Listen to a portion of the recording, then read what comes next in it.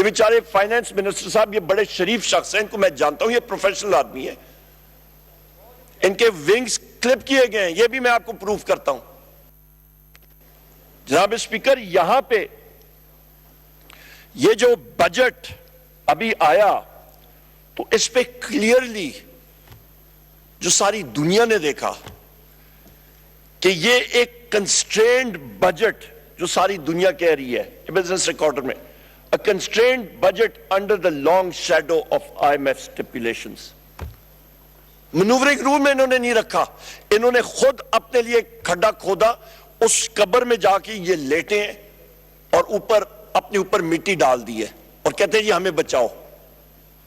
بچانے والا شخص ایک ہے جس کا نام وزیر اعظم عمران خان ہے، جس کے پیچھے پوری قوم یکسوئی کے ساتھ کھڑی ہو کے، جناب اسپیکر، یکسوئی کے ساتھ کھڑی ہو کے وہ ہارڈ ایکشنز لے سکتے ہیں۔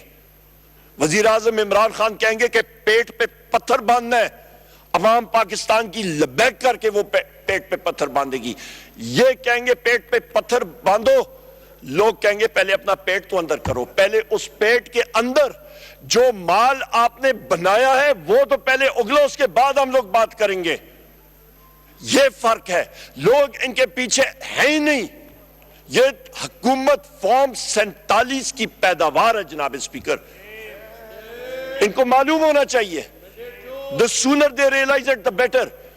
آپ سفارت خانوں میں چلے جائیں، یہاں پہ گور صاحب میرے ساتھ بیٹھے، ہم لوگ ہیں، زین قریشی صاحب، جو لوگ یہاں پہ ان کے ساتھ ڈیل کرتے ہیں، آپ چلے جائیں، وہ لوگ سفارت خانوں میں یہاں پہ جو میسیجز باہر بھیجتے ہیں، ان کو معلوم ہے کہ صحیح معنوں میں لوگوں کی یا کوئی ترجمانی کرتے ہیں تو وہ وزیر اعظم عمران خان اور پاکستان تحریک انصاف کرتی ہے، باقی ہیر پھیر ہے۔